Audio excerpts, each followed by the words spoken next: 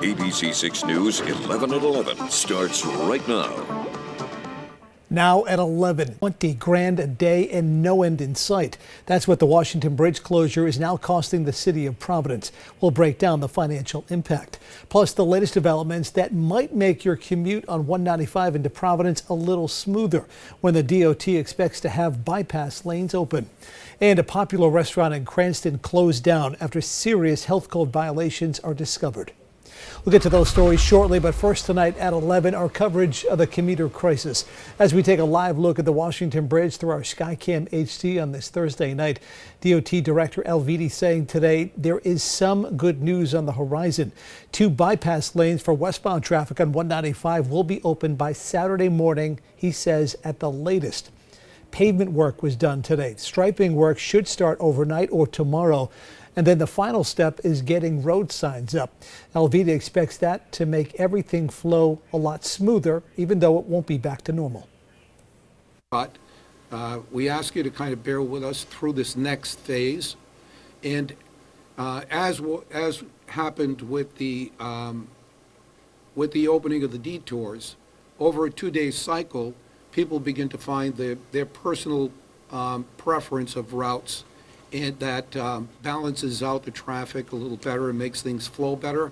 The same will probably happen when we open these 2 lanes in the next day or so.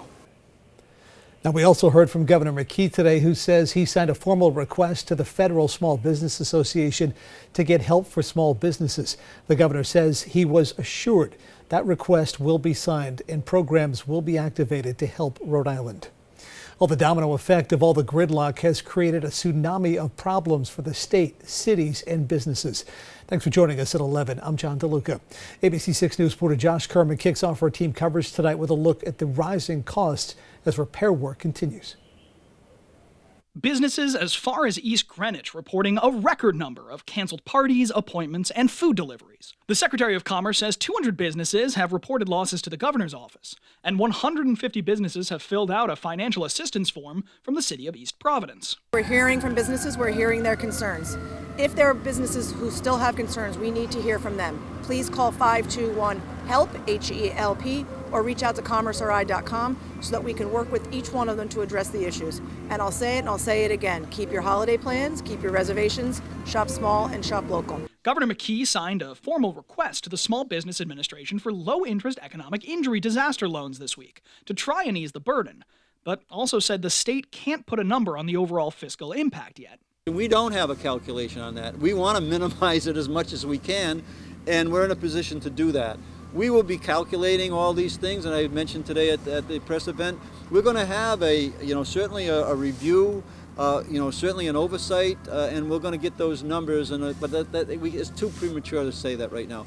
While the broader impact remains murky, the cost of police and public works over time is getting clearer, and Providence City councilors say it's front of mind. From the city perspective, we're largely concerned about the amount of money that we're dishing out for overtime. I mean, the figure's out there, over $20,000 a day. And so, as the mayor explained, we're hoping that we're going to be able to get reimbursed for the funds that we're dishing out. And I think, taxpayers are certainly concerned about that as well. Gonsalves says the cost is similar to the city holding New Year's Eve details every day these services are required.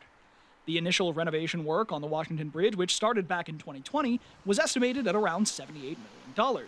But there's no clear number on how much this additional work will cost when all is said and done. In Providence, Josh Kerman, ABC 6 News. Now, we also want to show you some video from our Now Local News app. ABC 6 News reporter Josh Kerman, who you just heard from, posted this footage of Mayor Smiley and the Commerce Secretary Tanner today touring businesses on Federal Hill to hear about their struggles amid the shutdown of the Washington Bridge. Well, you can follow our news even when we're not on the air using our app. Download it today by searching Now Local News in your app store. And if you contribute video content, you can earn points and trade them for prizes and gift cards. Also received a few other updates on the Washington Bridge situation today. Here's a quick rundown of what we learned. A no-cost ferry service from Bristol to Providence and back is in the works. The DOT hopes to launch it on Monday, but weather may delay that start. 3 ferries will run every half hour, allowing more than 500 passengers an hour to move back and forth. They will be ripped a shuttle service at each end. In Providence, that shuttle will take you from the ferry landing over at India Point Park to Kennedy Plaza and the train station. In Bristol, the shuttle will run between the park and ride at Colt State Park and the ferry service. It will be running between 6 a.m. and 7 p.m. We also learned that East Providence schools will continue with in-person learning. Students returned to class today after a distance learning day on Wednesday. Mayor De Silva saying it went well for the most part, and the trade-off for in-person instruction is worth a little extra time stuck in traffic. Now, one bus, he says, was 30 minutes late today, but most arrived on time. Count on ABC 6 News to continue to follow the latest developments with the Washington Bridge closure. You can find updates as well as the DOT's latest recommendations on routes on our website. Just go to abc6.com. All right, let's get a check on the forecast now. Storm Tracker Chief Meteorologist Jeff Benson joining us live in the Weather Center. Jeff, I know there's a warm-up in store for Friday, but how long, and is it an uphill climb to that point between now and then? We've had longer uphill climbs, John. It's just the fact of the matter that tomorrow morning when we begin the warm-up by the afternoon, you still have to dress very warmly in the morning because it is a very cold night out there. But I guess you could call it a quick climb tomorrow after a morning where we're going to be seeing temperatures well down into the 20s. Check out Worcester right now, 17 degrees, 22 TF Green, 24 Smithfield, 29 in Taunton. So I guess a little bit milder in parts of Massachusetts, but the Cape just as cold right now, not getting any help from the water, which usually does this time of year at this hour. 23 in Falmouth, Hyannis, Provincetown 24, Chatham 27 degrees. The reason you're not getting helped out is because the winds are coming out of the north. They're not coming out of the east, southeast, southwest. There's no water component of that wind, and the frigid air over northern New England, Maine, Nova Scotia, getting up towards places in Quebec, that's where the cold air is coming from. That wind flow, even though the winds themselves not gusty, bringing the cold air down. That air mass is starting to move away, though. It's kind of cool how you can follow those winds out over the ocean. They are causing ocean effect clouds. The wind flow all around that big area of high pressure, which is centered over the Ohio Valley. And as it does shift, the winds will also shift. We then go down to the Gulf of Mexico, stationary front, right? Innocent enough looking. Looks like we're already starting to see some rain on the western side of that front, and that will become our low pressure center that will eventually form over Florida, soaking rain to them and then winds as it heads up the coast. Much more coming up with the full weather. John. All right, Jeff, thank you. New tonight on 11 at 11, Uncle Tony's Pizza and Pasta Restaurant in Cranston is closed after a scathing health inspection. Spokesperson for the Department of Health saying the restaurant on Oaklawn Ave closed voluntarily after receiving this report. The inspection revealed serious health code violations, including, among other things, a bag of salt with rodent urine and droppings on it, a dead rodent, and live and dead cockroaches spotted in the restaurant. And there were rodent droppings throughout. A reinspection will be required before the restaurant can reopen. Providence police are looking for an elderly man who they believe, who they believe may be in danger. 77-year-old Can Boone was last seen driving a red Camry, wearing khakis and a long-sleeved blue shirt. They say this picture is actually 10 years old, but they say the only difference here is that he now has white hair. If you've seen him, or you think you've seen him, you're asked to call Providence Police. A lithium-ion battery caused a scooter fire at Donovan Manor in Newport yesterday. Firefighters put out the fire quickly, but they're using this to highlight the dangers of these batteries. Spokesperson for the fire department saying if you buy anything with a lithium-ion battery, make sure it's tested by a reputable lab and only use chargers that come with that device. You should also stop charging once it's done and never throw the batteries in the trash. One person was taken to the hospital with difficulty breathing in this Newport fire.